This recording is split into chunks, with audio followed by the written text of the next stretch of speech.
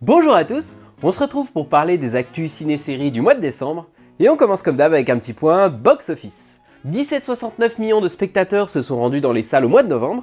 Ah, c'est vraiment pas mal. On est largement devant 2023, après 2023 on avait fait un mois de novembre un peu nul, et on reste en dessous des niveaux d'avant Covid, mais on s'en rapproche. Au total sur l'année, on en est donc à 160,9 millions de spectateurs en 2024, contre 163 millions en 2023. Toujours en dessous. Et alors, à quoi on le doit ce bon mois de novembre? Côté Hollywood, Gladiator 2 a très bien fonctionné, Jury numéro 2, le dernier film de Clint Eastwood, il a fait également un très bon score, et Venom The Last Dance s'en sort pas trop mal non plus. Et alors on en reparlera sûrement le mois prochain quand on aura tous les chiffres, mais il y a eu un raz-de-marée dans les salles fin novembre, tout le monde est allé voir Vaiana 2. Le film a réalisé le meilleur démarrage de tous les temps pour un film d'animation en France. Ça, devant La Reine des Neiges 2. Côté français, c'est encore L'Amour ouf qui dope le box-office. Le film en est à 4,4 millions d'entrées, et c'est pas fini. Monsieur Aznavour fonctionne aussi super bien, 1,9 million d'entrées.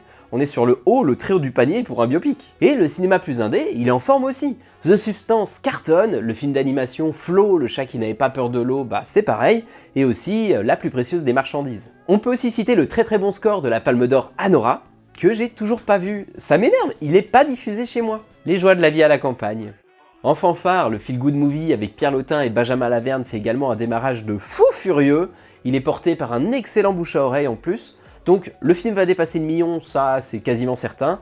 Et je pense même qu'il va dépasser les 2 millions. Et j'y crois de fou, les retours sont super bons. Je voulais aussi vous parler de Mylène Farmer. Nevermore, le film, la captation live de son dernier concert, a attiré plus de 210 000 spectateurs. Et c'est un score qui est assez incroyable parce qu'on a une seule projection et c'est un record. Jamais un événement musical n'avait attiré autant de monde. Le record d'ailleurs, il était détenu par Mylène Farmer en 2019 pour son précédent concert. Et du coup, par curiosité, qui on retrouve maintenant à la 3ème place? C'est encore Mylène, avec Timeless en 2013.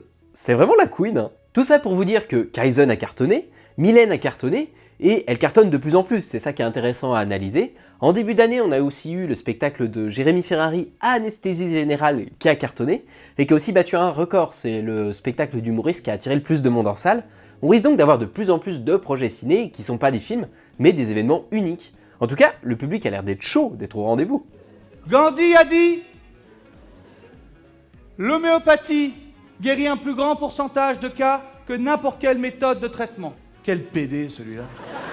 Bon, après en novembre, on a aussi eu quelques flops.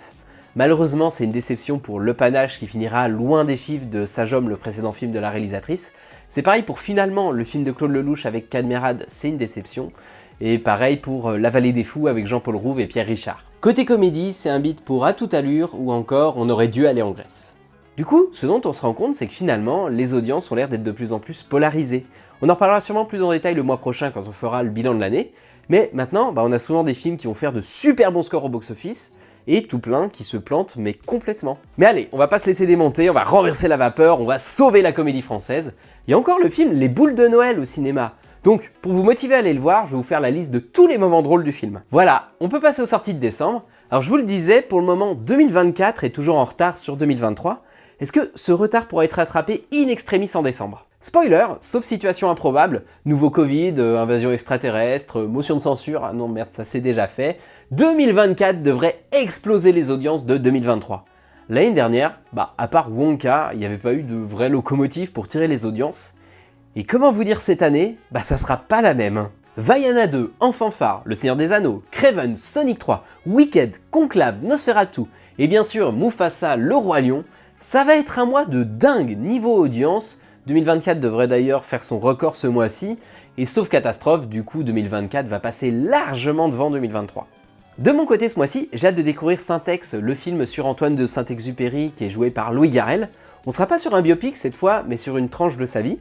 En 1930, il est pilote à l'Aéropostale en Argentine, et Henri Guillaumet, son meilleur ami et meilleur pilote de l'Aéropostale, disparaît dans la Cordillère des Andes. Syntex décide donc de partir à sa recherche. Et l'autre film qui m'intrigue, c'est Planète B. Une nuit, des activistes traqués par l'État disparaissent sans laisser aucune trace.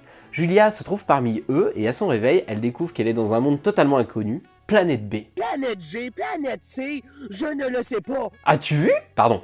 Ouf, vivement les vacances. On est sur un thriller futuriste avec Adèle Exarchopoulos, et j'ai envie d'y croire, ça sort le 25 décembre. Ça serait un beau cadeau de Noël quand même, un bon film de SF français, bien écrit. Du côté des séries maintenant, c'est un très gros succès pour Cat's Eyes sur TF1, ça marche tellement bien que TF1 a chamboulé la diffusion de ses programmes. Au début, il y avait 2 épisodes par semaine, et pour faire durer un peu la hype, la chaîne est passée à un seul épisode. Et alors, sans dire que la série est incroyable ou révolutionnaire, c'est une super nouvelle qu'elle marche. C'est une série à gros budget qui est financée par une chaîne en clair. C'est un des tout premiers projets de série blockbuster que tu peux voir comme ça en clair et en prime time sans avoir à payer d'abonnement. Et c'est pas rien ça.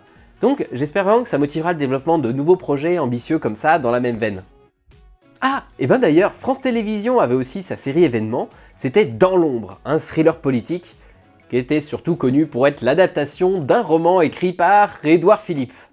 Sacré filou, tu nous manques. Ou pas. Il y avait un casting vraiment pas dégueu, hein. Melville Poupeau, Swan Arlo et Karine Viard, et pourtant quasiment personne n'a regardé cette série.